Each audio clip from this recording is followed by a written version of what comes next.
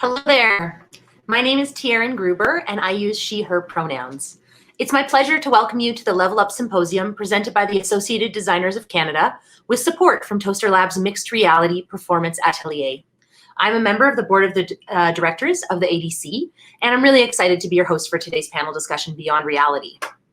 To begin our session today, I would like to acknowledge that I am currently located on Treaty 6 territory, the traditional land of First Nations and Métis people.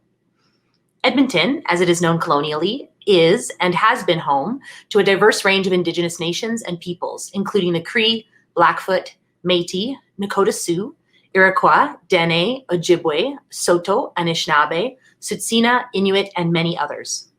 Since time immemorial, this land has been a meeting place for this diverse range of Indigenous peoples who enrich this place with their histories, languages, and cultures. As a settler, I have benefited from Indigenous generosity, hospitality, and knowledge, and for that, I wish to express my sincere gratitude. In this spirit of gratitude, I would also like to acknowledge the support of Canada Council for the Arts, our primary funder for the symposium as a whole, as well as our dedicated member volunteers and volunteers on the board of the ADC who have made this symposium possible. Thank you so much. We're equally grateful to these additional sponsors, IATSE, University of British Columbia, Theatre Alberta, CITT Alberta Chapter, Concordia University, Ryerson University, and York University. Thank you. For your information, all symposium events will be recorded and presented in a freely available archive. Check back a few days after any event you've missed to see the recording at levelup.designers.ca. Thank you for joining us today. You are watching this Level Up live stream either on the Level Up website, levelup.designers.ca, or thanks to our partners at Toasterlab, on HowlRound at howlround.com, or on the respective Facebook pages for the ADC or Toasterlab. Regardless of your viewing platform, embedded on the same page as this video is the chat function in the top right-hand corner of your screen. Questions can be asked in the chat at any time and will be read out to the presenter during the Q&A portion of this panel. If you have any technical difficulties at any point in the session, please send an email to levelup@designers.ca for immediate support. This event can be enjoyed through auditory or visual access, or a combination of both. I will read aloud all questions we address from the chat, and this information will also appear visually at the bottom of your screen. Visual access is also supported with captioning for many of our speakers. Captioning will appear directly below the active speaker. If you require technical assistance to support your access, please email levelup@designers.ca for immediate support or to provide feedback, which is greatly appreciated following any of our events.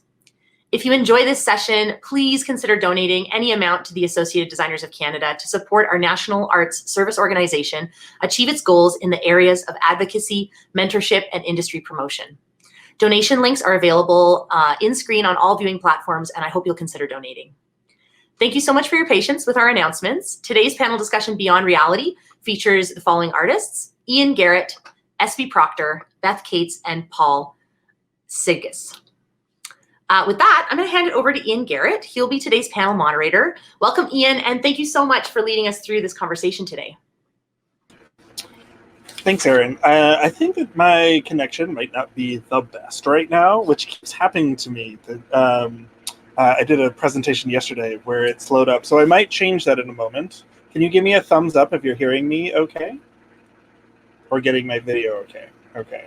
It looks like my video might be jammed up a little bit. I look very contemplative in my setting there. It doesn't look like my captions are necessarily coming across, but hopefully it will resolve itself.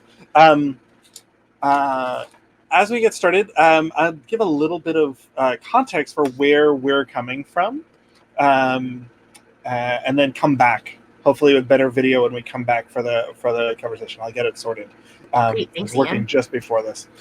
So Toasterlab is a small mixed reality performance production company. We're based in Toronto, where we're seated on the land of the Haudenosaunee, Huron-Wendat, Métis, and the Anishinaabe.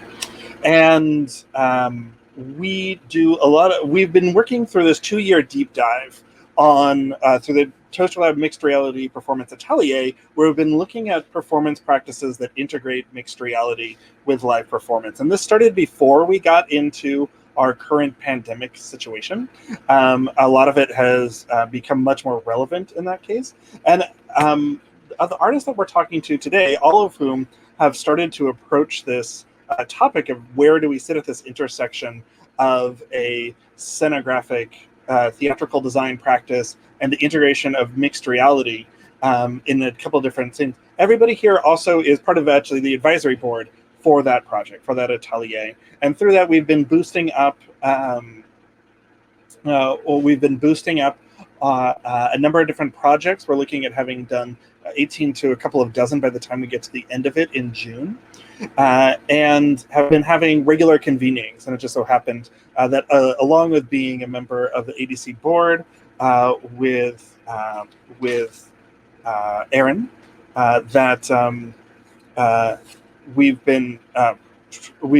were having a convening that was going to be scheduled about the same time through our series of 6 convenes that we're having through that project. So we're really grateful to be here and really happy to be supporting Level Up and all of the different backend. It looks like my connection might be starting to actually catch up. Maybe I'll catch up by the time that I'm presenting as well. So I want to introduce a number of illustrious people that I've had a great pleasure of talking to quite a bit about these topics and working with over the years, the last couple of years as well. Through various networks. We're going to do some short presentations before we get into a conversation, which we hope that people will participate with through the chat, that we will start with some leading questions as well. Oh, there we go. There it is. It caught up eventually.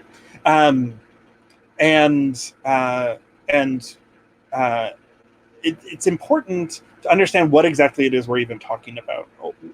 I find that this idea of mixed reality performance really puts us in a position where it could be any number of things. And I think that one of the reasons that I think it's important to see what each of us are working on is actually see that we're coming at it from slightly different ways. Where the flow should work so that there's some idea of how we work from one project to the next. But that everybody is bringing in different skills, different technologies, and working together, and with different aspects of performance, and supporting different assets of performance, so that it is it's really a convergent field with many different things coming together, and then a divergent field in the number of opportunities. That it's not like lighting design. A lot of us have had some or sound design, which a lot of us had some experience with, where we're dealing with sort of a preset notion of like how we're trying to express dramaturgical information through design, that we still haven't got there yet. All right, so the order that we're going to go in, and I'll introduce our panelists up front, but I'll put it into the order in which we've sort of agreed ahead of time. First, we're going to hear from Beth Cates. Beth is a self-taught and award-winning lighting. Hi, Beth. Nice to see you. There you are. So I'll introduce everybody, and then we'll come up.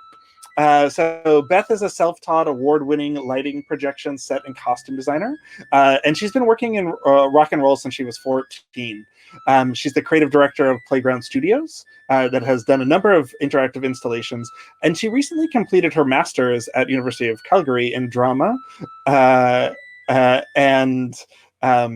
has been working on performance and performance creation at the intersection with digital technologies at of virtual reality and augmented reality, and that is extended from an in-person performance called Bury the Wren into fully immersive VR social experiences that I think we'll hear about today, and the development of projects that are integrating some of those technologies into what we would assume to be more of what we expect out of a stage performance. And so there's the whole hybrid range of the ways in which these VR technologies have been integrated into Beth's work that has different levels of engagement. We're going to hear from Sada S.B. Proctor, who I'll be referring to as SB most of the time. Hi, SB. whose background is as a sound designer, new media artist, and dramaturg. She's based in Brooklyn. And she works across live, digital, and virtual forms of storytelling through multimedia theater, audio dramas, virtual and augmented reality, and immersive experiences. She and Beth were collaborators on an immersive, fully VR production as well, but she's also a really well-regarded VR filmmaker as well, and has been working from a filmic perspective of working with VR of different types of immersive technologies as well. And then we're going to be hearing from another practitioner who crosses over into a lot of the filmed VR realm as well, Paul Sieges, whose work merges multiple practices of performance creation and design, from theater and opera to site-specific installation and intermodal mixed reality scenographies, which you've been completing or have completed. You'll update me a PhD on. I can't remember where you are within the status of doing it, but we also have a common background in sustainability, and he has his MSc in Sustainability and Environmental Studies as well. He's the co-creator of Blue Hour VR, which I know that we're going to see a little bit today, a site-responsive mixed reality performance that premiered in 2019 at the Prague Quadrennial. So we'll hear from each of you today. Beth, I'm going to turn it over to you to start things off and get us rolling. Absolutely. Thank you. And it's really, we were all remarking as we arrived into the web browser how nice it was to see everyone. And I think we're all really missing seeing each other. So I'm dialing in across the airwaves from Okinsis, from Calgary, and I have a beautiful view of a beautiful sunny day, and I'm really, really grateful to be here. I'm also a member of the Associated Designers of Canada, and heavily involved with a whole bunch of different committees, and am so thrilled that this is happening. I think this kind of knowledge exchange is really critical, and so I'm going to talk a bit about the work that I've been doing most recently. That I came to the University of Calgary, which is where I did my MFA in drama and computer science, to look at the intersection of VR and AR and live performance. And I started this almost 4 years ago. So before the pandemic, before we entered into this hyper digital age that we now sit in. And it's elicited a whole bunch of really interesting connections across disciplines, which I think is something that I think all of us can speak to in this panel. One of the pieces that is critical for this kind of work is reaching across the disciplines and outside the silos, and really looking at ways that we restructure and redo or dismantle entirely the hierarchy of how we've traditionally made theater, which is something that sits in a really interesting place in the digital realm. I also, and I can't remember because things went by too quickly, I'm also a video projection designer. So all of this digital work comes from that. And I've been doing digital projection. We were using video on stage long before video had the capability to be easily brought onto the stage. So all of this contemporary work comes from all of that work over the last 30 years. So I am going to do a little walkthrough because pictures are better than words sometimes. I'm going to share my screen and share a couple of pieces of work with you. So you've now all disappeared from me, just so that the StreamYard folks know. So this is me. This is a traditional piece of extended reality work. This is Trina Davies' Silence. It was directed by Peter Hinton, and Michael Gianfrancesco did the set design, and was a fully immersive, for the performers, a fully immersive experience. So among all the other things, and this I find really important, and we are going to talk, or we're going to try to have some time to talk about real life. So I am also a mom. This is me nursing while focusing lights, and sitting at the production table with my son, Aaron, who's now 8.5 years old and is with me all the time in theater. And I presence that, and I say it to just because I know I've had conversations with a lot of our young artists and people who are starting in this challenging industry, just to say you can have kids, it's possible and it's awesome. And then you can teach them how to do stuff, and then they can help you edit video and things like that. And that's really great. Digital extended reality work. I'm going to touch on 3 of the most recent projects, which started with, or didn't start with, but this was a piece that was done for Randolph College in Toronto. Alistair Newton adapted a very old play and had adapted it, and then a pandemic hit, and then decided that he would readapt it for Zoom because he was never going to be in a physical space with the performers. Randolph set all the performers up with the right kind of equipment.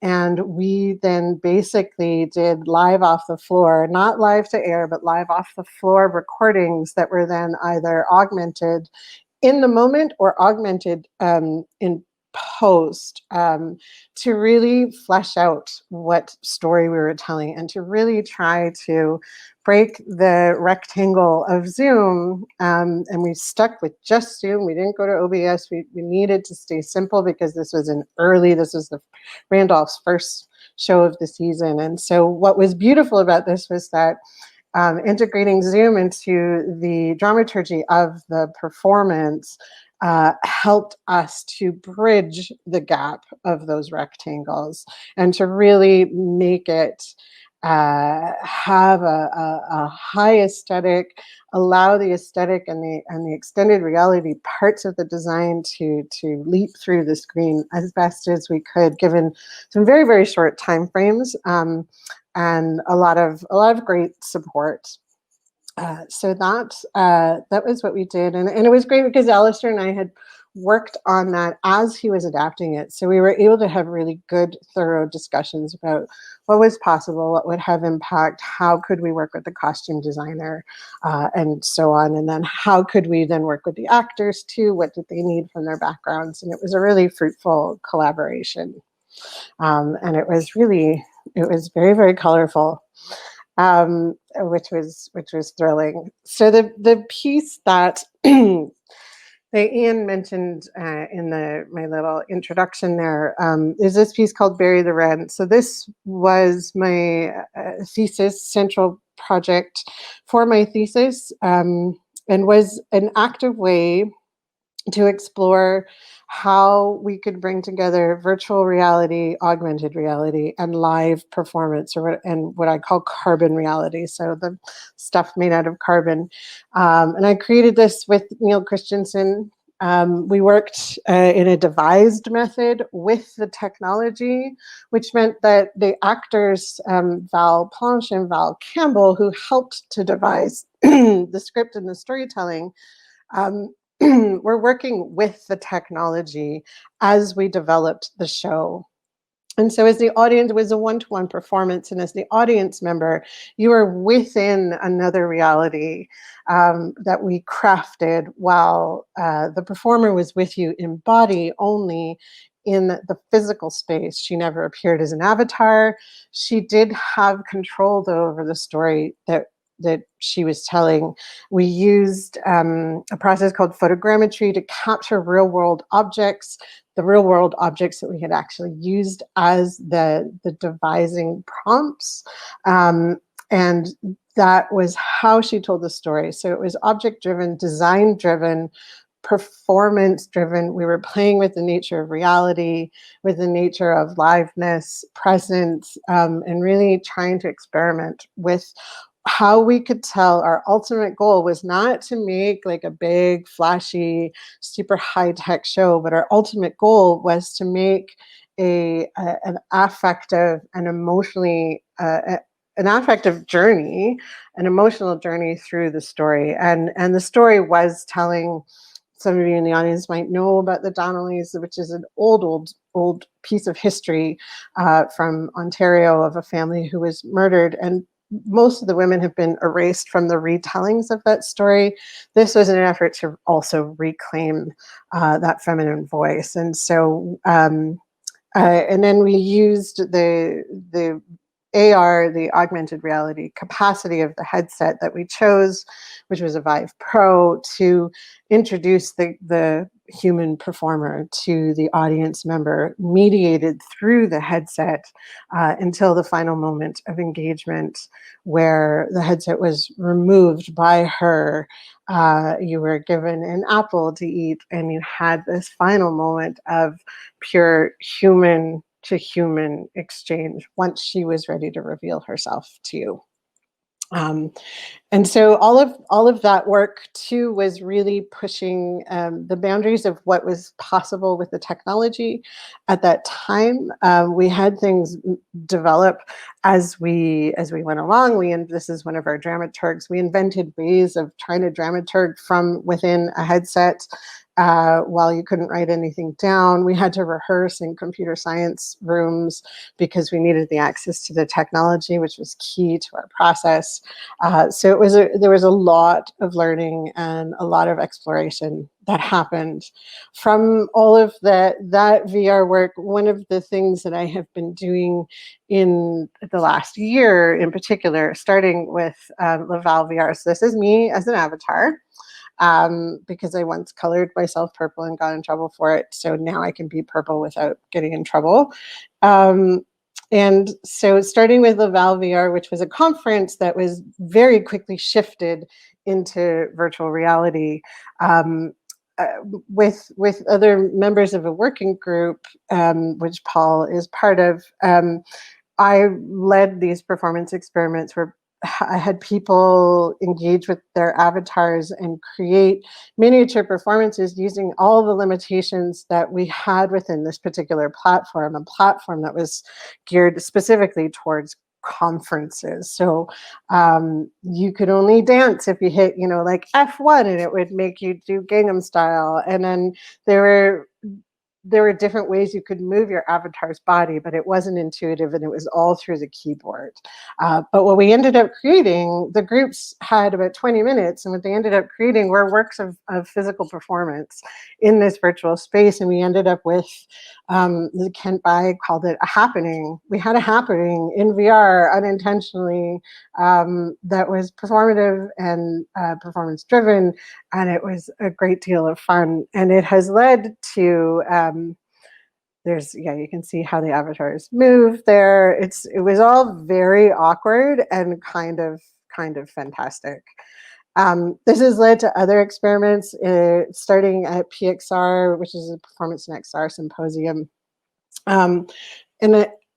This is an embodied exercise. So you actually are wearing the headset. You are these avatars. You're physically able to pick up, move objects. My goal with these was to experiment with how and what we could create in VR in real time with each other. So using collaborative devised methods and training people to be what I'm calling sonographormers. In VR, they're often called terraformers, but people to actually be able to create space within the virtual space, and then to create performance. And so there's 2 of these experiments have happened now. I now have a collection of all of these different sonographies in this world. And each time we've managed to, in like 30 minutes, create full sonographies and full performances. And it's really exciting. And the capabilities of VR are improving all the time to allow for this. And then in a much more focused way, this is the piece that SB and I collaborated on, created by Kira Benzig of Double I Studios. This is a piece called Finding Pandora, and all of these other amazing, incredibly talented, visionary people. This is me lighting in VR. My work on this piece, which is a piece of VR theater, so it's live performers in VR. You share the space with them in real time, and they tell you a story, just like when we used to be able to go to the theater. In this case, we get to be in multiple worlds, and we get to experience multiple storylines. So there's a threaded narrative What my work on this was both as world lighting designer for Mount Olympus and live lighting designer. So we created a system with developers to allow us to control lights in real time in the virtual space. Which we can, there's lots of questions to answer about that.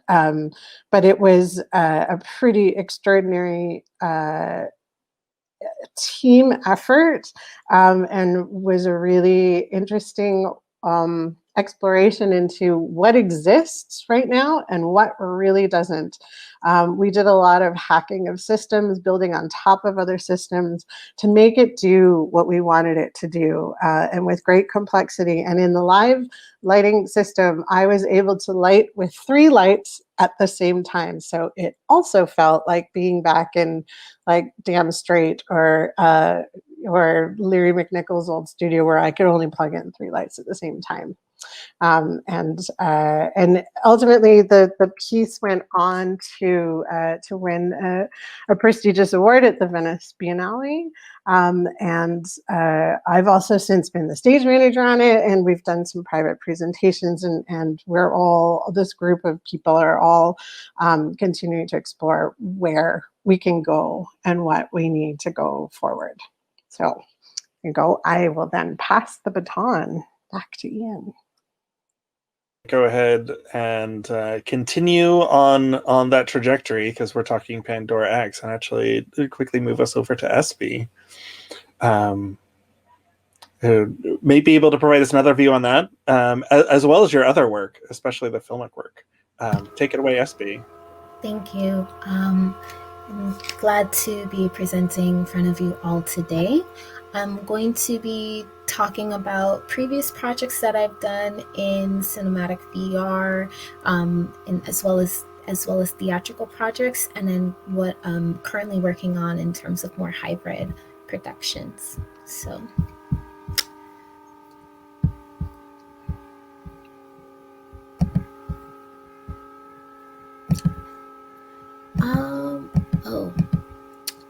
Actually, Ian, if we can just give a moment, because my my browser is actually not allowing me to share. It's a Firefox thing, I believe. Oh, okay. Yes. Do you want to? Should we just hop to Paul for a second, and we'll come back to you? Yes. Yeah, let's do that. Thank you so Easily much. done. Paul. Hello. Hi. Hello. Hi. I want to. There's something that came out of Beth's that actually this seems like a good opportunity to mention, is that like with all this new technology, we're devising a lot. I think about like, you know, I have a background in lighting, and I know you do too. Like I remember getting trained, and it's sort of like there's various conventions that you're just like, okay, 45 degrees, and you're like, at some point you interrogate it, but when we start to deal with these new technologies, it's like, oh, I don't know, let's just try something. Like it all requires that level of experimentation to get us through, to figure out how to put all these things together. That being said, you've done a lot of that. It I'm going to makes me turn it think over a little to bit. Yeah, that's nice of you. It makes me think a lot about what are the transferable skills that we have from one industry to another as a designer. Certainly, we're both also teachers, and a lot of the work we do. So thinking a little bit about how you can hop to different technologies and do the same skills, do the same design principles apply? That's a question that I'm thinking a lot about, especially when I'm lighting in VR. I love Beth's limitation of 3 lights. It's so true, and it asks us to kind of go back to the basics once again, or to think a little bit about what are the principles at play. So yeah, maybe we could just start my presentation, my screen share. Thanks. Yeah, I mean, I was thinking a lot about this, and in preparation for the panel today, I was just kind of taking a journey back through my experience. Just thinking a little bit about mixed reality, thinking about beyond reality, these different words. And I was certainly thinking through my journey through technology for the most of it, and thinking about technologies and how they give us ways of engaging with the world around us. This is a part of the new age of engaging scenographically or with design, and certainly how we think about technology is something that's really fundamental.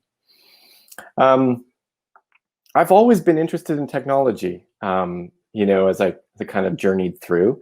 I think back to my work as a lighting designer and as a projection designer, and I've continuously been reliant on technology. Of course, usually someone else's technology, but technology nonetheless as a means of artistic expression. So this reliance on technology is not new. And the accessibility of virtual technology is new, and that's what's, I think, bringing us all together today. And this development towards greater accessibility changes the way in which designers can engage artistically and autonomously outside the system that we have been dependent on traditionally for so long. And so my brief talk today is really about accessible technologies.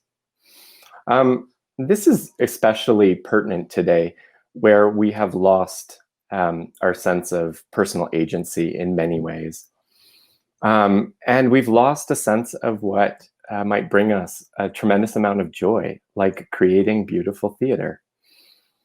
For me, designing has always been about two things: the exploration of my own artistic potential on one hand, and certainly as a means of leveraging design for social justice and environmental issues.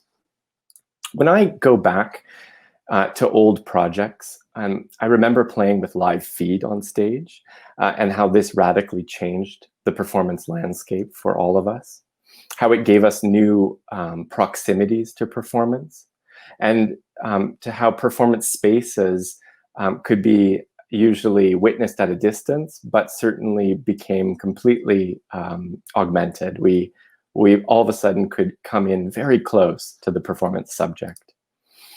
In 2013, I began working on an intermedial opera that brought together quantum physicists, musicians, actors, and visual designers together to create a performance, an intermedial performance that explored human relationships with technology and the increasing domination of algorithms in our daily lives. This project was really important to me for my own, on many different levels. It foregrounded design, certainly, and it was almost a completely design-led process.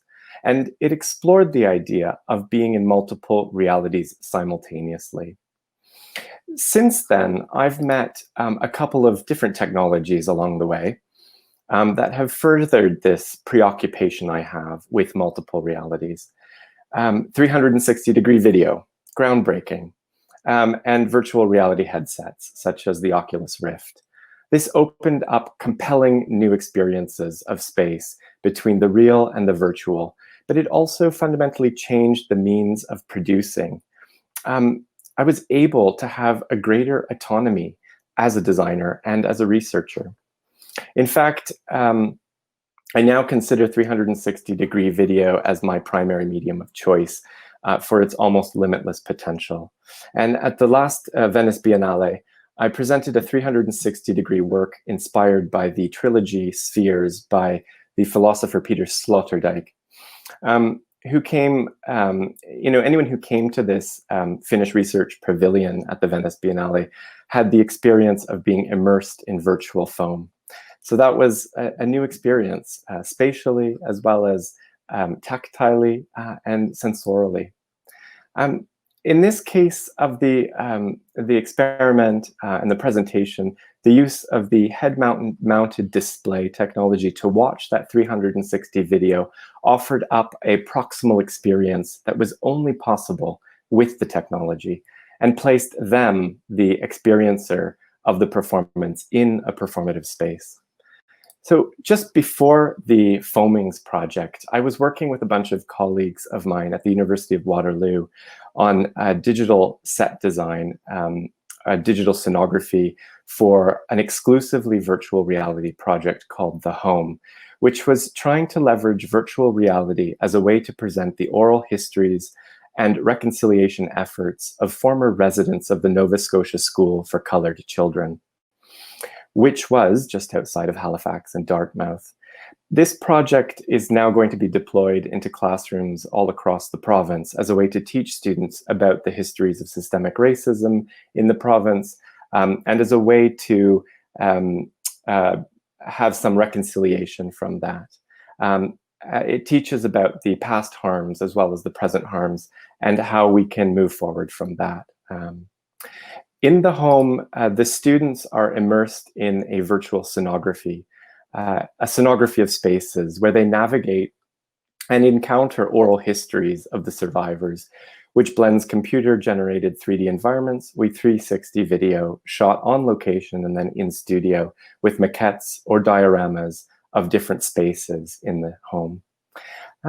This project really made me think a lot about how these different spaces, the real and the virtual, blend together, and how these digital spaces have their own agency, if you will, in retelling the stories. You know, it seems only natural that the project I co-created at the last Prague Quadrennial called the Blue Hour VR combined all of these technologies then together and introduced uniquely real-time computer graphics or real-time CG and tactile environments then into the design mix. For me, this project was a completely design-led experimentation, experimenting with form, with aesthetics, the body in space as a sensorium individually, and exploring our relationship fundamentally to the Anthropocene and the challenges and changing environment. It was a way to go between, to radically reconceive the relationship between the spectator and the performer, placing them at the center of the performance event. So something that I'm focused on right now is exactly this kind of exploration of in-betweenness. This is what I'm thinking a lot about in my doctoral work at Aalto University in Helsinki.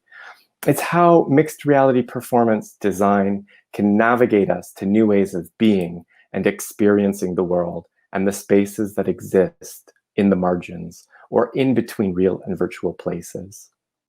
So in conclusion, I can only say that it is one of the most exciting times in a very depressing time, one of the most exciting times for designers to be exploring new technologies and to be investigating our relationship with these mediums. It's accessible, it's autonomous, and to really extend our perception of what design can offer and of performance and change the way in which we think and know the world that we live in. Thanks very much. That's what I got on offer. Thank you so much, Paul. You're very welcome.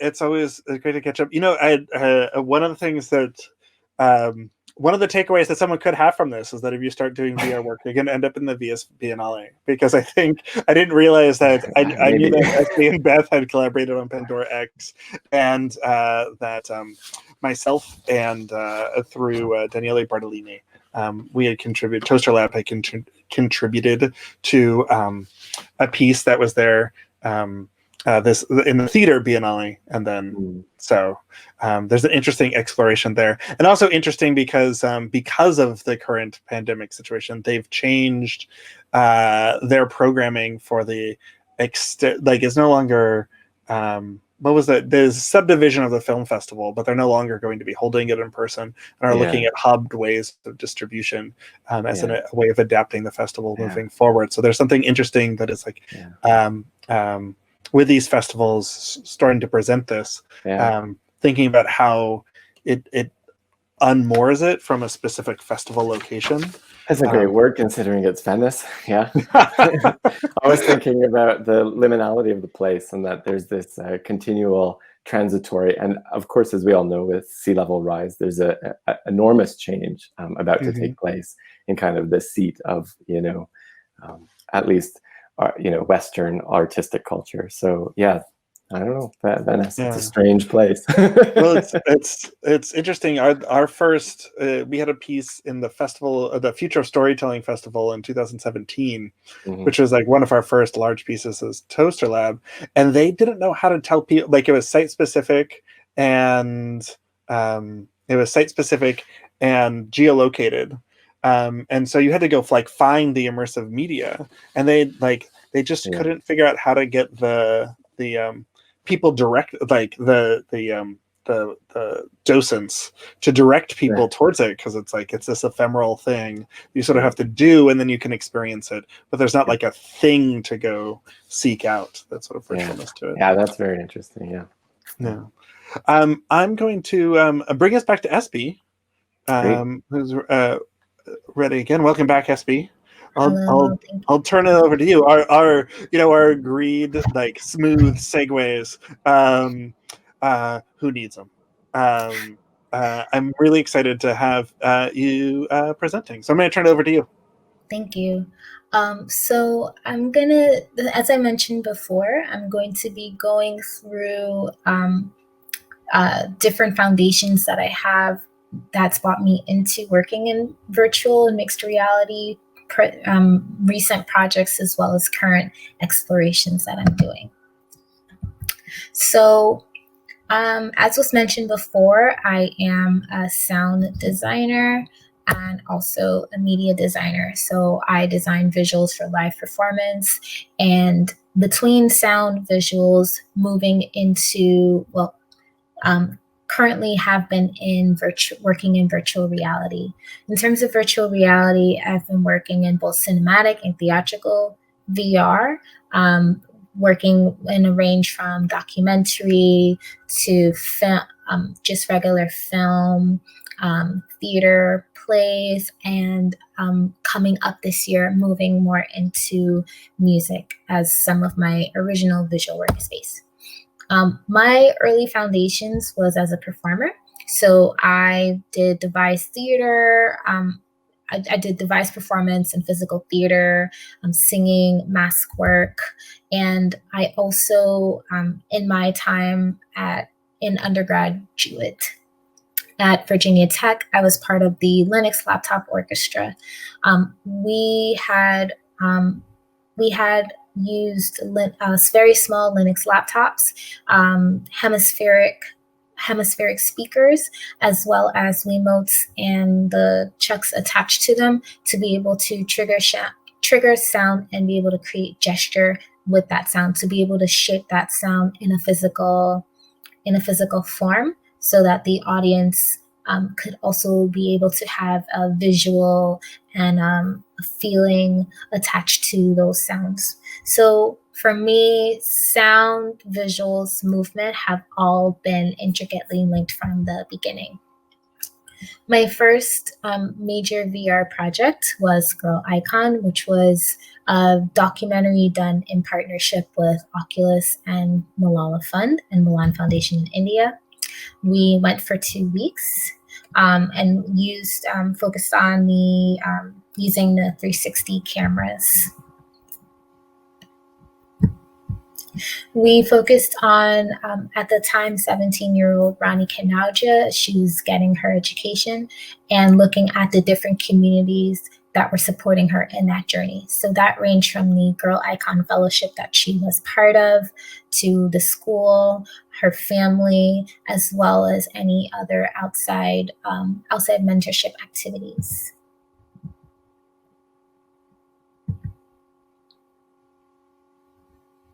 In this experience, what we did was we positioned the audience as a companion on the journey. We wanted Rani to be able to have her own space and have her own voice, and move away from first-person experience. In being able to be a witness and a companion to Rani's journey, we used a combination of short visuals back to back, as well as montages of various moments in Rani with her activities. In these moments, we used the full 360 sphere and cut it up into pieces so that people could be able to watch the images float in and out, as well as sound, to be able to evoke a kind of memory. We also had a physical exhibition at the National Civil Rights Museum in Atlanta, and so that provided a more physical entrance into the experience. I had also, while working on Girl Icon, I had the opportunity to take part in Garage Stories, which is an ongoing workshop that introduces people into VR and different ways to be able to bring audiences into immersive storytelling. We it was a comedy, and what we did was we worked with the actors into the setting was in two separate rooms, with the camera being on the cusp of where the two rooms would meet.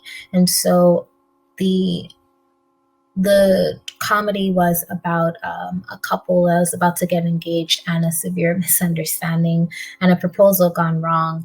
And based on what view you were looking in, you could be able to pick up what was happening in the story and be able to put together, through context clues and physical cues, a slightly different narrative as to what exactly was what the truth was of the scenario.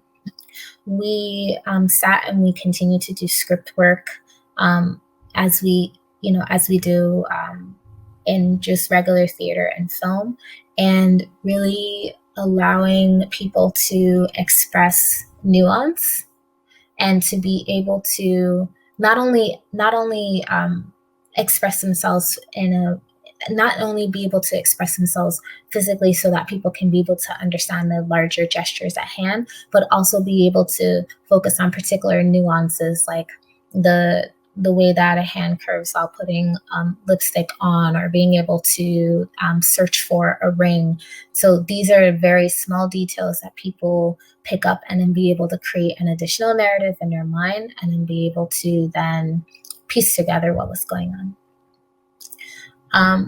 With Without You is an ongoing, going to be multi-year project. Thank you, COVID. Is partially VR and partially AR. The AR audio-visual installation focuses on a young girl who is separated from her mother and is caught up in the spiritual realm. And the VR experience focuses on both the daughter and the mother's story as they find their way back to each other.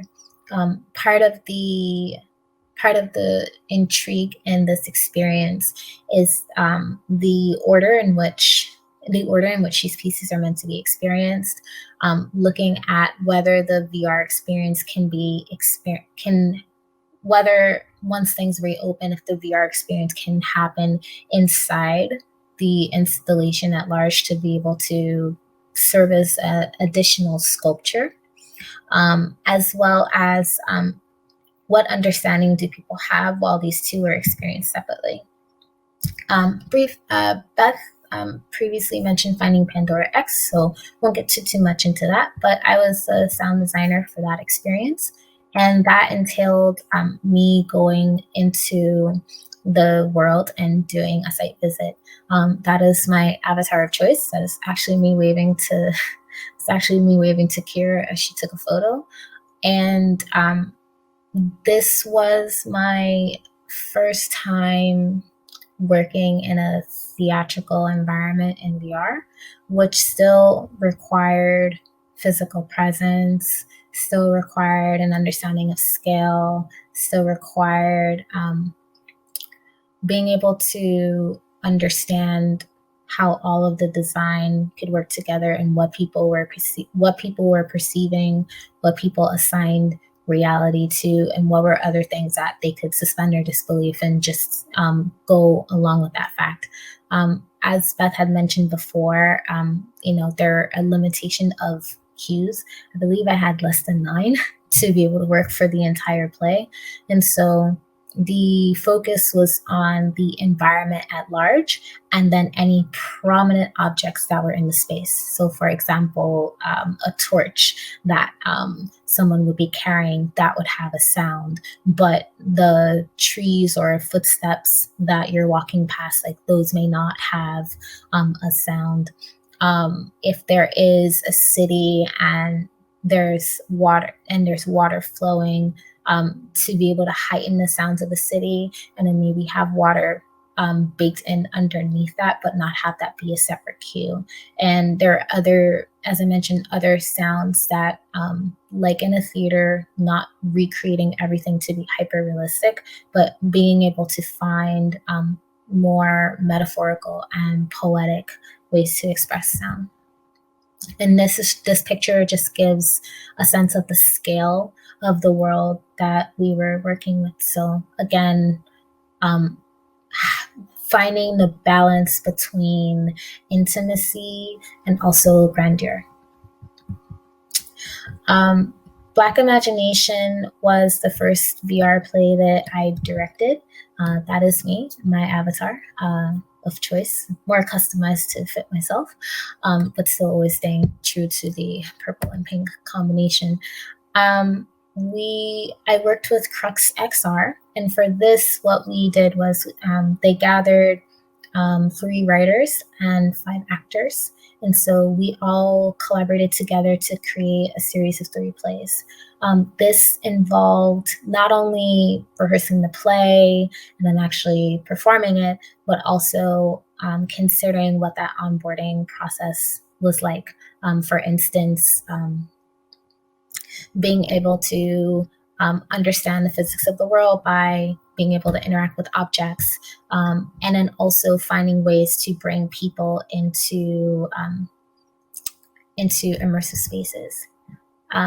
Zoom Theater has also been, and I believe this might be the last thing I'll present.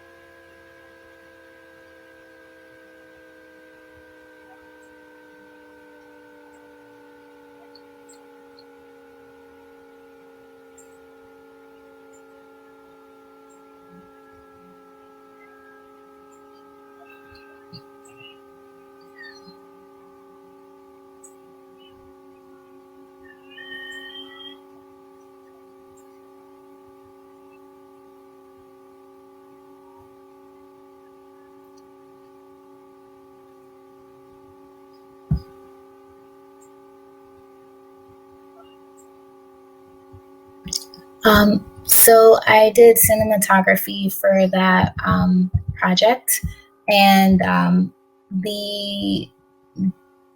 not necessarily in a virtual reality environment, but coming back to thinking about accessibility and the resources that people have.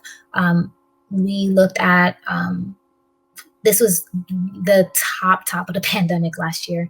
So in looking at this, finding out like what kind of angles people were able to do in their home, what kind of lighting they could do with their lamps, or like more of like a ring light, as well as for setting, looking into more traditional practices like models that set designers build, and being able to incorporate that into the film. So what is it like to be able to film the set and then be able to then what is it like to film the set and also have a DIY feel to it, but still have something feel very immersive.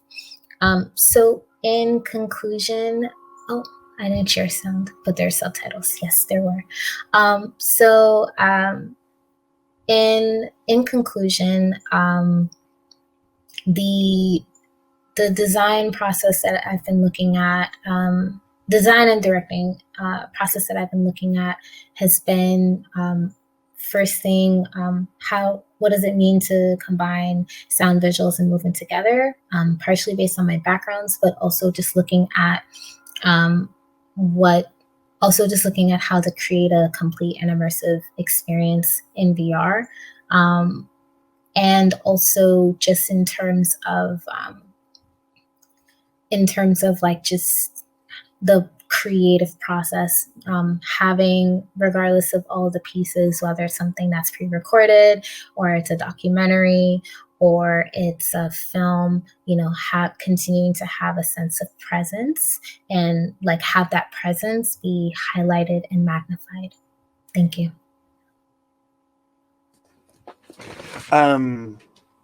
It's great work. I remember the first time reaching out to you, and I think that I put this in the email that I sent you to. I got so excited when I saw somebody else that was taking pictures with the Insta360 Pro.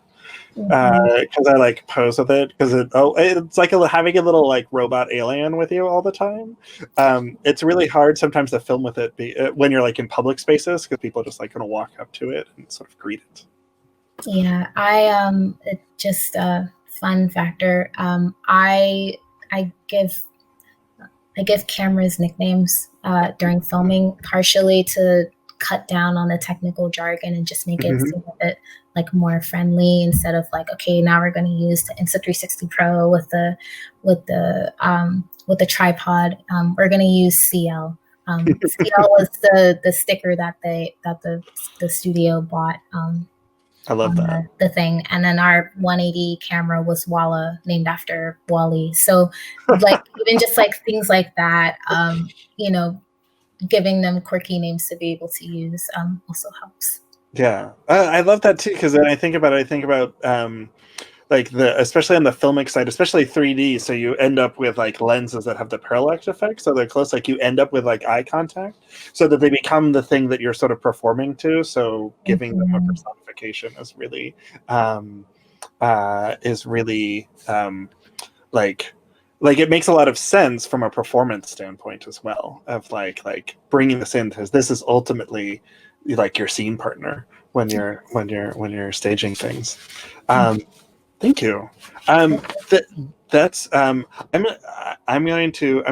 pick it up before we get to questions to offer some of the, and we'll bring everybody back in a moment to offer a little bit about our Toasterlab work.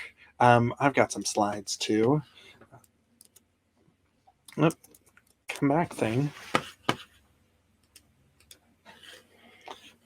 This is only going to work if it allows me to come back. There we go. All right, now I can actually share my screen. Here we go. All right. So, right, this is a book. This is not necessarily. So this is the basis for part of the way that Toasterlab came into doing mixed reality work. Now, I'd say that like the basis for it is a little over a decade ago. We were having a conversation about a site-specific dance piece, and when we, I guess there we go. Let my captions catch up. We were. When we were talking about the site-specific dance piece, we were talking about archive and site-specific archive, and wouldn't it be great if you could have a like immersive record of dance happening in a place where you could place the dancer into the space in which it was happened if it otherwise wasn't accessible, like a historical marker. And that went down this road of like, well, could you do that with augmented reality? So you're overlaying it with the environment, and that's sort of beyond sort of like started down this road. But from like a dramaturgical standpoint, I always point back to the invention of moral. Which is about this convict who escapes the law by going to this island. He's from Venezuela, and he ends up finding himself on this place where some sort of event happened, and that suddenly he's not alone anymore, and that there's a woman there that he quote unquote falls in love with. Obviously, he's not interacting with her, so he's enamored with them. And so what he finds out is that there's actually this machine that is recreating the space and recreating this recording of people, and it's captured them, so it's an immersive projection of that, and he inserts himself into it over the time. And this idea that virtual and augmented reality is really a set of is not just a set of technologies, but an achieved state.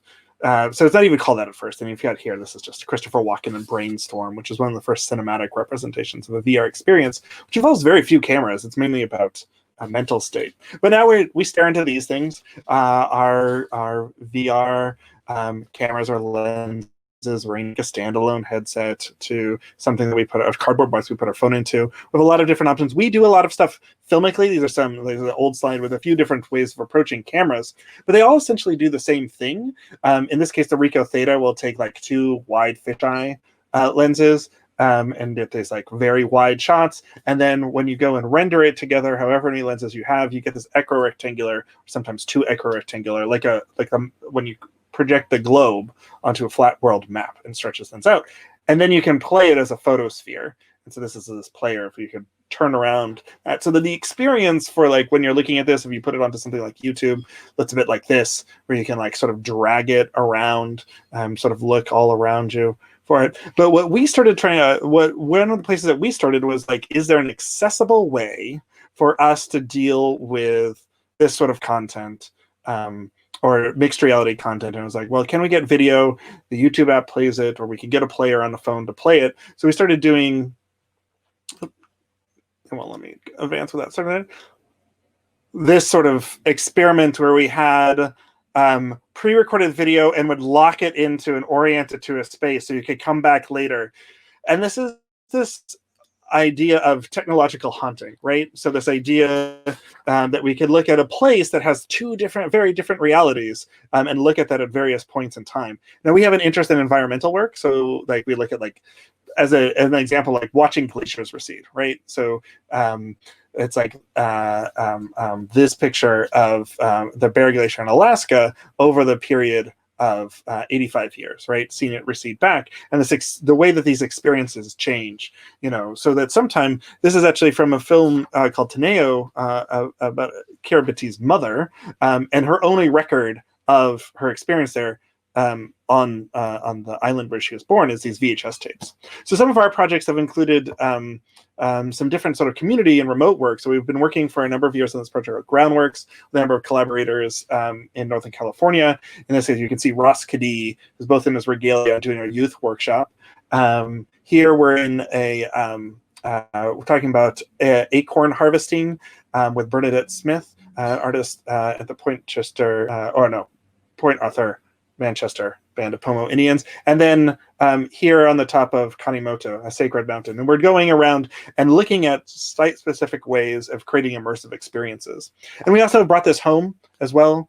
We're based here in Toronto, so we've done this ongoing project in Parkway Forest Park in North York, where we're working with youth to create VR stories around the park as well. So a lot of this is like doing theater workshops with kids and then giving them cameras and they're running around the park with them as well. And then previously we've done this and planned to do this last summer, but COVID got in the way. We'll then have pop-up cinemas where we're sharing their VR films. And then once those have been created, we then like have create them and place them into this web app where someone can like explore the park through geolocation and find these immersive experiences, all about these different accessible ways of using immersive tech to understand place. We've done our projects vary a lot, and we've been going through this Atelier project as well. Just because it has a lot of things. We held a hackathon in June. People were looking at remote performance and using VR spaces and augmented reality. We did a project in Philadelphia called Trail Off, which looked at user instigated interactive storytelling that's geolocated. We contributed a VR film piece that serves as the introduction, it's the rabbit hole to Daniel Bartolini's The Right Way at Venice this last year. We just did a workshop with Theater Pass Marai around, in partnership with Cohort, around looking at exploring augmented reality for captioning. And Beth had pointed out PXR before, helped support this as part of our series of events that we were working on to bring people into VR space. So we've got this team of people. Toasterlab is this, at its core, 3 people working together. Myself, I'm in blue there, blue and blue. And working together to find all these different ways of making the tech accessible. What are ways that people can get into it, making and solving not the question of what is the technology to use, but what is the right technology to get the experience that we want. And go back to that idea that we have of we're trying to create an experience of place, and this is what led to the question of what is the type of experience we're trying to communicate, and can someone actually experience it? Because when we started out, we had these very severe technical limitations of augmented reality, in the way that we experience it through Pokemon Go or something like that even was very difficult. And we worked on it for a long time trying to get dance content into that, and then it just got a lot easier. But the way that people are using the devices that they have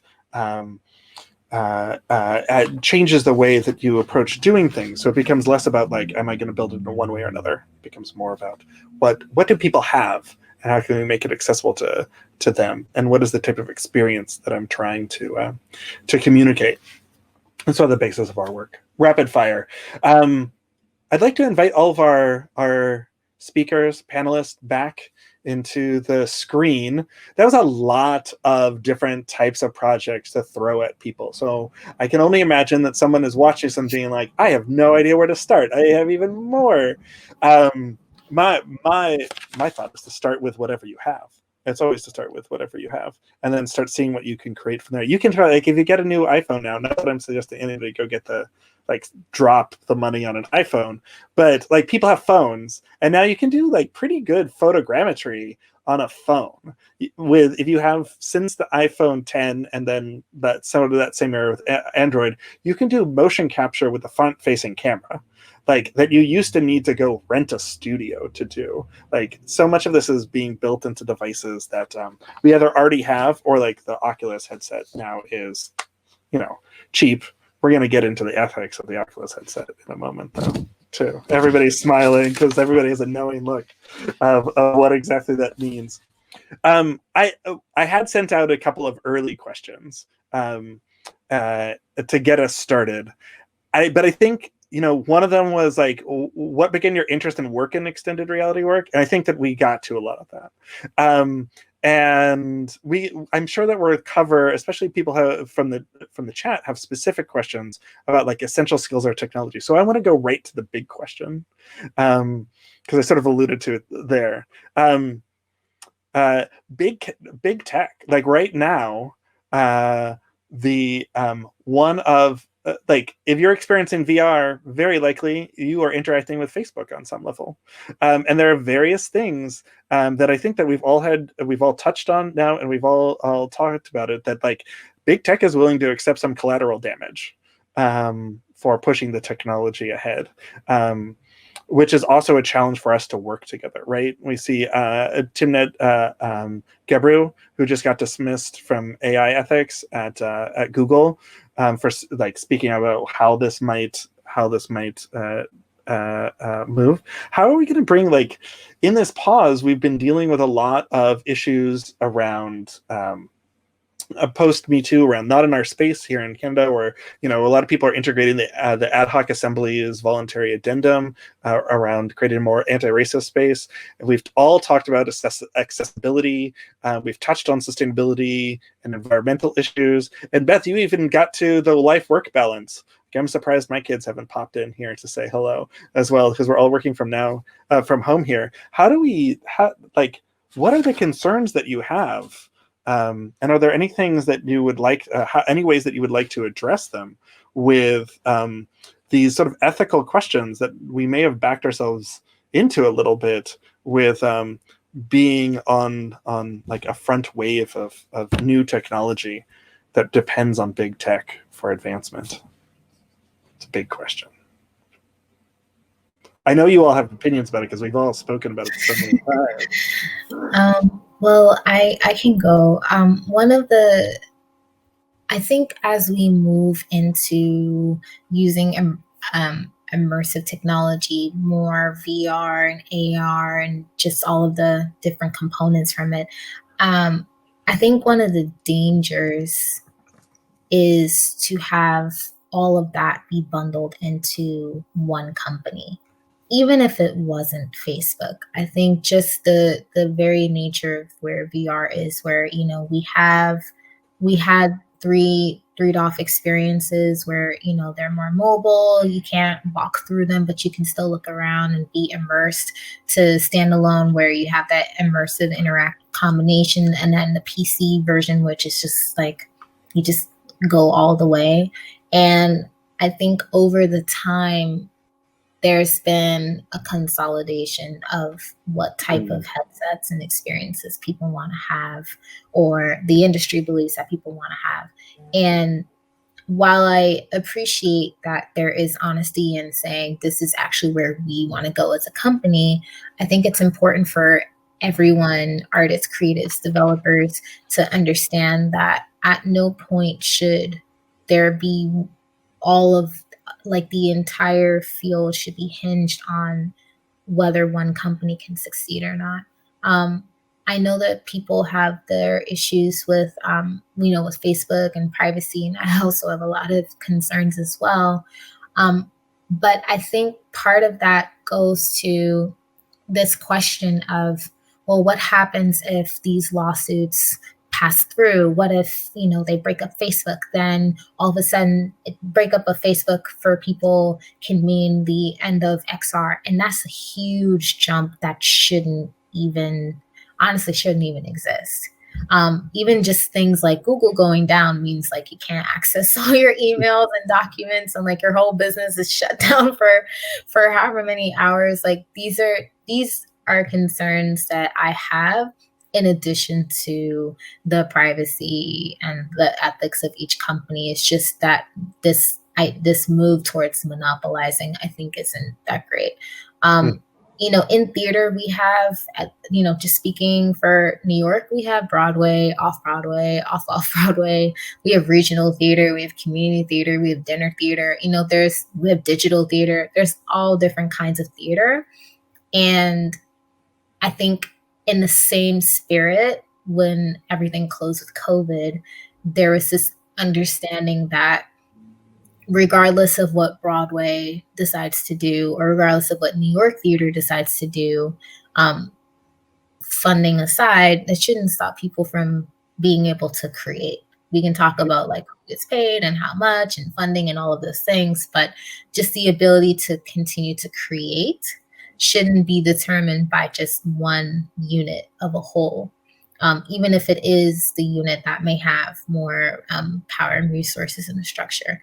So I think as we move forward in emerging tech, I want to encourage people to, not only look at like hi-fi experiences like the Oculus Quest or the Rift or all the other PC VR headsets, but if we can have more 3DOF headsets, that'd be great. If people are able to have more experimental DIY stuff, similar to how artists used the Kinect for sensors until they were more, commodified later. Like, these are the things that are great. Even for AR, there's many different startups, apps, and even just like being able to now you're able to scan with your phone or device. It may not be like a complete hyper realistic representation, but I think with all the media that we consume, that not everybody wants that, and story-wise, it doesn't always work. So right. These are things that are on my mind. Yeah, thank you, Beth or Paul, or Beth or Paul want to go first, because I know that you both have an answer to this question. Yeah, I can go. It's so complex. Like, in thinking about very recently, like we're seeing the impact of these mega corps and what they're doing to the progress of this world. So this virtual extended reality world. So the Wave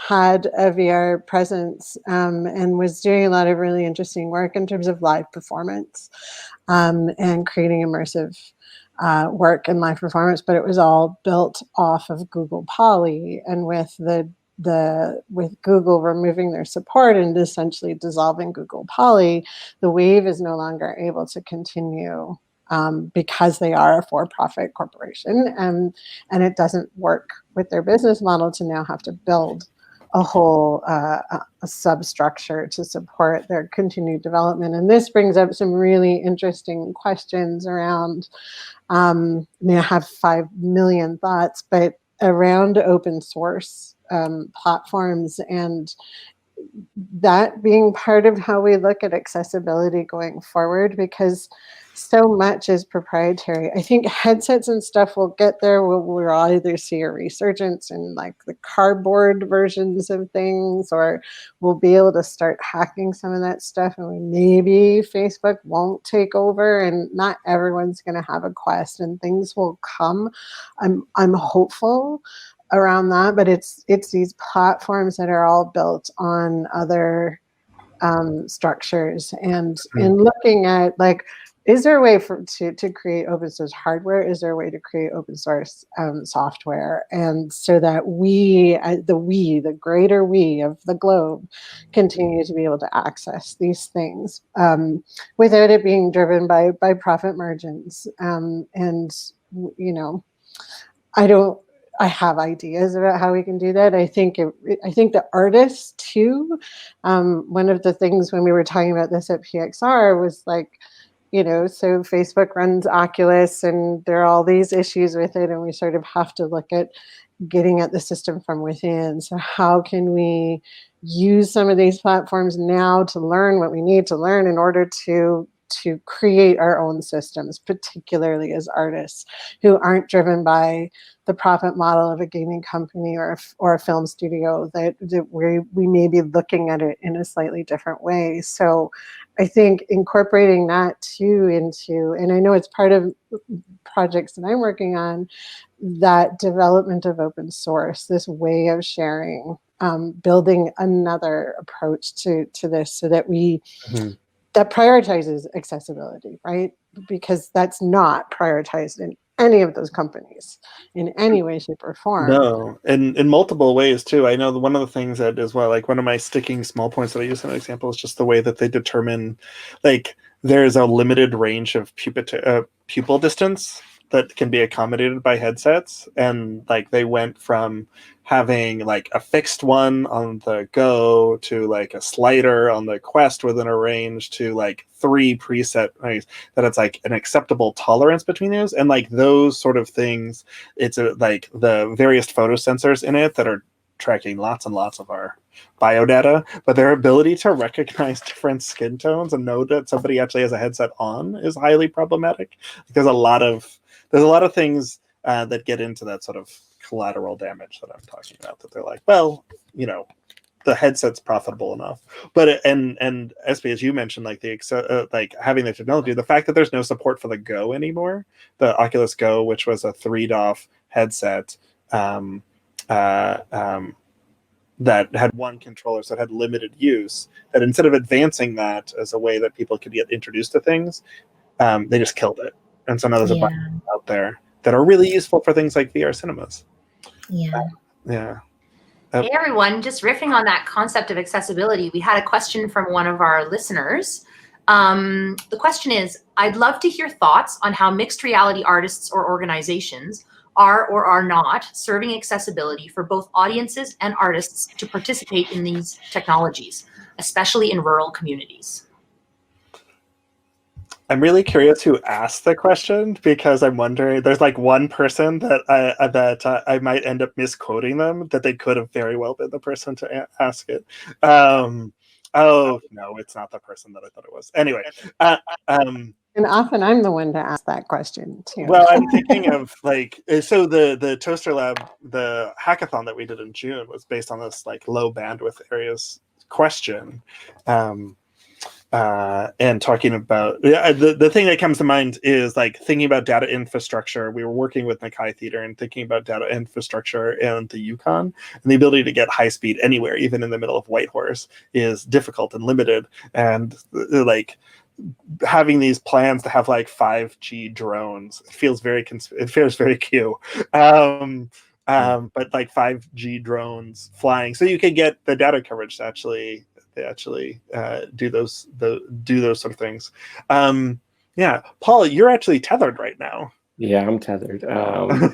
Yeah, so, and I seem to have the best bandwidth. So I don't know. I mean, it's a really, as everyone said, it's a really complicated question, isn't it, about accessibility? we're already speaking at a rather privileged level, in so many aspects, whether it's geographically, locationally, or whether it's just with our pocketbook. These technologies cost a lot. I think one interesting maybe component is that as these large platform models, these Facebooks, they're doing two things at the same time. They're making it profitable, they're pushing out the technology, they're making it therefore more democratic in terms of accessibility. This is a slow process, and I wouldn't say that maybe it's their highest priority, of course, but we can look historically at where we started in terms of the accessibility of these technologies, and it's a completely different landscape. A lot of what I wanted to focus on in my talk was really about saying that there isn't a strata of accessibility at this point with the technology that didn't exist 5 years ago. Now, technology moves so quickly that it's almost impossible to imagine where we're going to be in 5 years.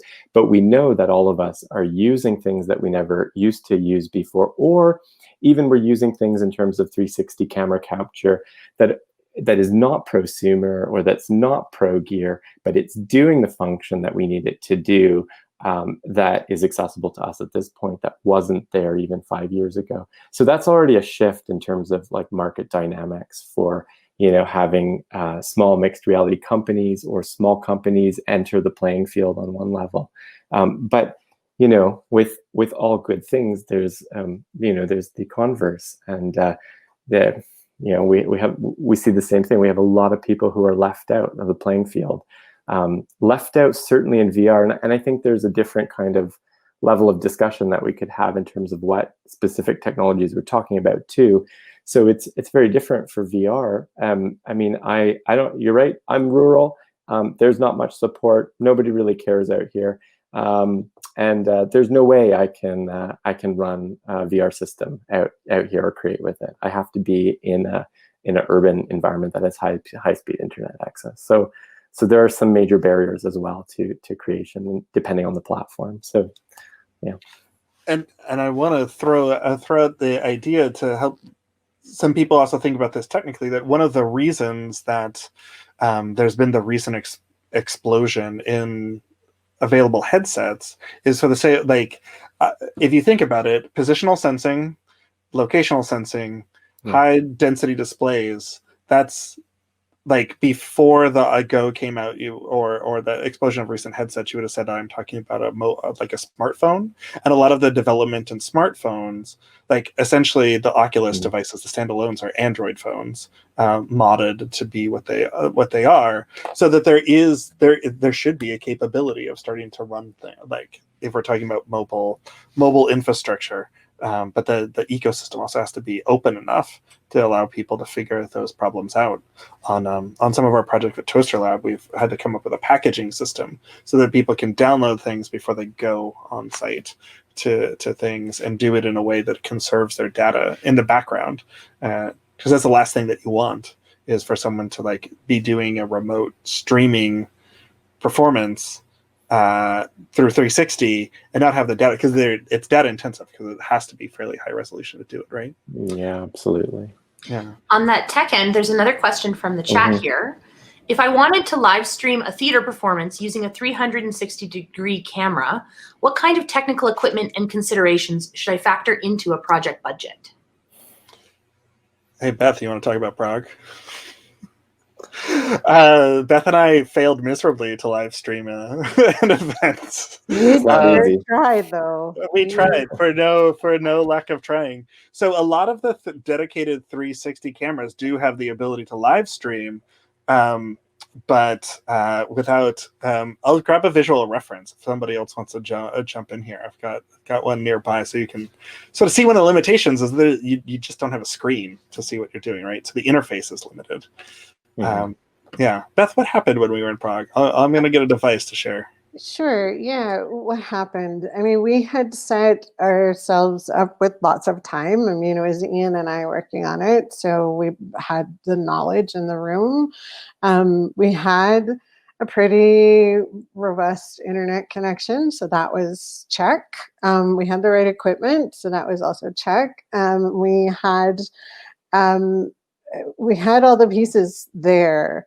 And what we ran into, and Ian will remember specifically what it was, but we couldn't get YouTube like, we couldn't actually get the stream out in a way that anyone could see it. So we had all the pieces, but then it was YouTube that had updated something, and it had worked, and then it didn't work.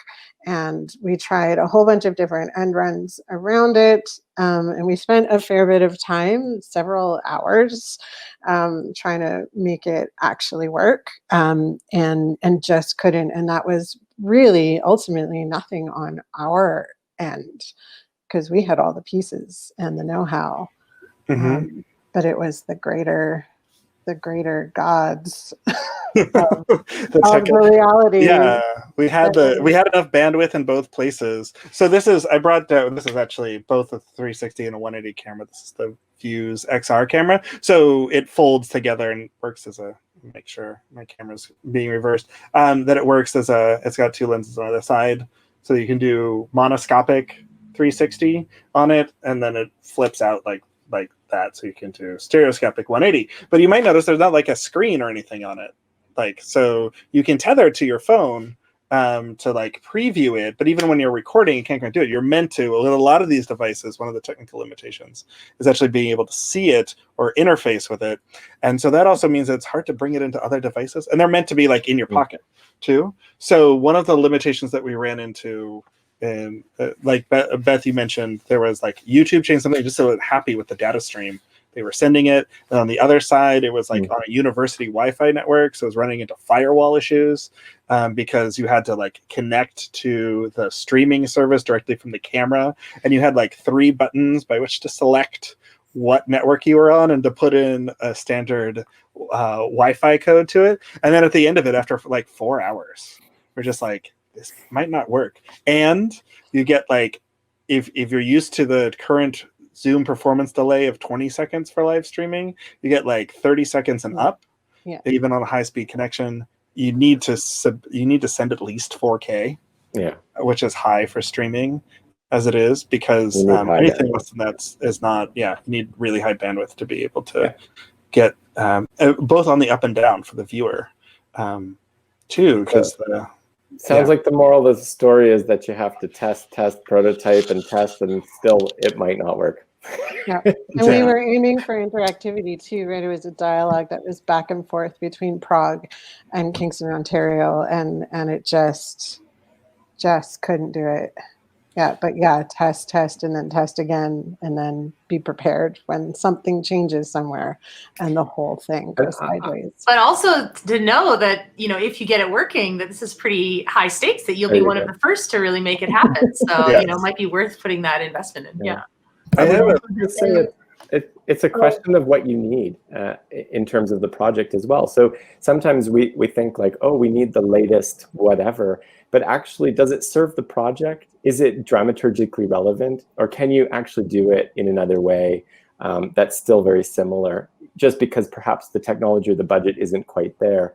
And so like, I love SB, your presentation, like the kind of going back to the roots of analog paper and pen and stop animation effects. Like I think we all, as creators and as mixed reality creators, we're all trying to think about what we actually need to convey the story or convey the dramaturgy at the time. So that's just something to think about. Yeah. Thank you. Also, just one short note, in these efforts of live streaming, Ethernet cable is your friend in these instances. Wi-Fi, we all talk about, having Wi-Fi. Wi-Fi is the thing to do, but during this pandemic time, we've realized that, actually being hardwired in is a good solid way to go. Yeah, our Wi-Fi stuff right there. SB, I have a follow-up question for you, because this is somewhat related. and thinking about like the limits of the camera interface too, and thinking about your like the filmic work as well. I know that because we've done and Paul, you might want to hop on this at some point as well, but in recording things in 360, especially with some cameras, and like the limitations of preview and how far you can actually get from the camera, because essentially the only way to see it is to like use a very small Wi-Fi network with your phone, and you might as well be standing next to the camera when you do it. One of the limitations that we've experienced is that you sort of have to trust your understanding of the equipment to get the footage that you want, because you're never going to see it until like you've had a chance to like go back to your computer and then spend a lot of time actually rendering it. What has been your sort of experience or best practices with using the camera to shoot things, and what level of trust do you put in the technology? So a few things. When we filmed Girl Icon, not only did we have the Insta360 Pro camera, but we also had one of those clip-in 360 cameras for your phone. So in an effort to, again, being that we were filming in India, we were filming in Varanasi, very busy city, as well as like just a lot of different things happening around us. Even moving to film at Ronnie's home, we didn't want to have such a disturbance of setting the camera up, shuffling it around. No, that doesn't work. Let's carry it. Let's go somewhere else. So what we did was we attached a small camera to my phone, and that was how we scouted for a spot. So if I can see it on my very not as great quality, I think it's great, not as wonderful quality as the larger camera, if I can see it on my phone, I can definitely see it with 6 lens. So we would just take a scan, just kind of walk around. Okay, I can see everything. It's eye level. I kind of want to, have it at this particular point. Okay, now we're going to set the camera up here.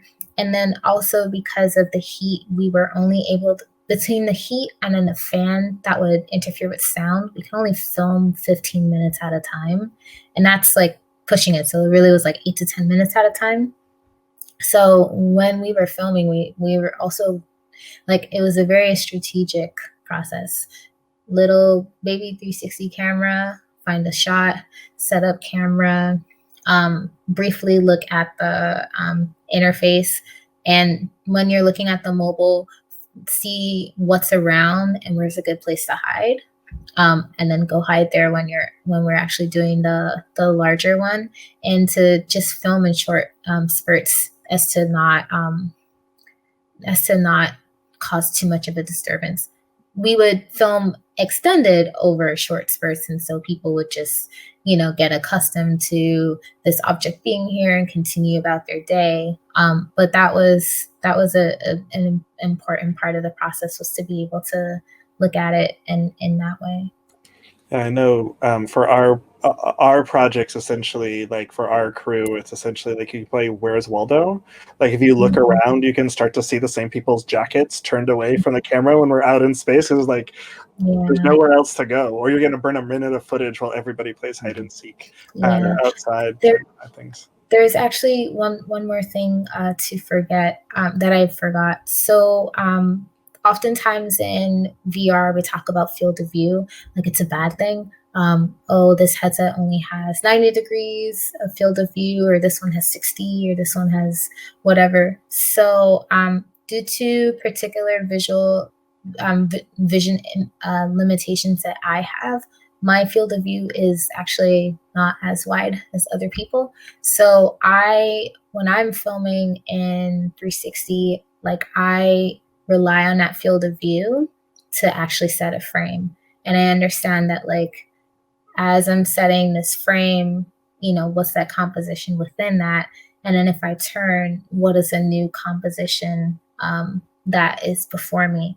So just also taking a look at, understanding that we're filming in 360, but also understanding that as people moving in every day, there are times that we are like constantly looking around and seeing what's around. But once you get a sense of your environment, there tends to be particular points of focus, and everything else that's around you informs where you are, and just reaffirms that you're in that space. So picking like what that initial frame of focus is, and then figuring out like what other frames of focus are with the very small camera, and then knowing that when we're filming that these are particular points that people would look at. Yeah, I actually might use Paul, is that quick? Oh, I was just, very briefly. I was just going to totally say everything you said is brilliant. I think it's really about knowing your technology, like any kind of design field. Like you need to become so familiar with that piece of technology that you know how it's going to respond in whatever condition. And one thing that we often leave out is just and this goes into knowing your technology, which is knowing the timelines of the technology. So although it's true, you might be able to, as we all know, this particular camera can do this kind of thing, and I can entrust without that view, it will do what I want it to do. But sometimes you just need to be able to do a lot of prototyping and test shots and take it back. And so I got into a lot of, I capture a lot of nature imagery, especially for the projects that I was telling you about. And so that tends to be needing me to take long sequences as well, because I'm interested in the duration, the time duration, and so then in order to render or process that, just to see if the test footage is worthy, it takes a long time. So I'll end up capturing small segments just to see, and then going away to render it and taking a look, and then trying to come back to that same thing. But it does just require a significantly different kind of time. Yeah. I feel like I often refer to one of the things that helped me most in preparing to work with the cinematic side of VR is having been trained how to do like traditional film photography, and not being able to see it until you've processed it, and being able to, like, how do you frame a shot, and how do you trust your equipment and know it well enough because of your experience with limited resources and limited, in this case, space and time, to be able to do that. I did want to use that as like a moment, because we're coming up on time. I feel like Aaron's here for that. Past it, yeah. that we just came right past it, because I think that actually there's like a really good point here that I want to pull out of actually what you were both saying. Especially what you were just saying, SB, and sort of thinking about it as to, like, we're talking about something that is very cinematic and screen-based and technology-based, and we've also talked about like a wide variety of technologies that, like, you could do it with like a little thing that you clip onto your phone, a giant camera, or you're going to render it in like a VR social space, or like build a whole VR video game. Like, all of those span the gamut of the type of work that we're doing, and sometimes overlapping in a number of different ways. And we did talk about all the different approaches ad nauseum. In fact, we are all part of a 2-year project of having those discussions in an ongoing way. So we definitely could talk about it. But I think what I wanted to do as we're closing out is pull it back to, it is a design practice too. And there's something, SB, that as you were describing it, one of the things that I felt early on in approaching this was like, all of these 360 camera makers are going to people who use cameras, who are used to framing. And that but then so many of those are unsatisfying because they're not adjusting their field of view. They're like here, and then other stuff's happening. And that ultimately, that practice, it's like recorded performance, because it actually has to think about what the entire environment is. Like, it is a scenographic practice to think about everything that's around you, whether or not it's virtually created or cinematically recorded, whether or not it's 3D or 2D, whether or not you're looking at it on a headset alone, or working on a phone device, or whatever device you're looking at it. It's ultimately about like organizing space and then using technology to sort of collapse different times into one place together. That, I think, is exactly why this has been my argument for designers coming into this world, because we understand orally and visually, from a scenographic point of view, from a people movement point of view, we get that organization of space, whether it's physical or sound. And it's in our training, it's in our craft, it's in what we do to direct attention and to really, really think about the 360. Even if we've ultimately framed it in a proscenium, we still get it. We have spent our lives developing those dimensions and understanding of those spaces. And so it's why this place, certainly for me, has always felt really familiar from starting with projection and moving into VR. And it's why I try to bring people in, because then they come in and they go, oh yeah, no, it makes sense. I'm standing in space, I'm crafting space in all the different ways we do it, with light, with sound, with shape. And so I think that's a really critical and key and super exciting place to be. Well, we're over. We are. I think that's an excellent place for us to wrap up. We're all Absolutely. around everywhere. I'm going to turn it over to you, Erin, to cut us off. Just cut us off, because And we'll just keep going. This is what we do when we get together. We just talk about this ad nauseum. Yeah. Well, I'm so grateful to all of you for your energy and for this discussion, for this ongoing conversation.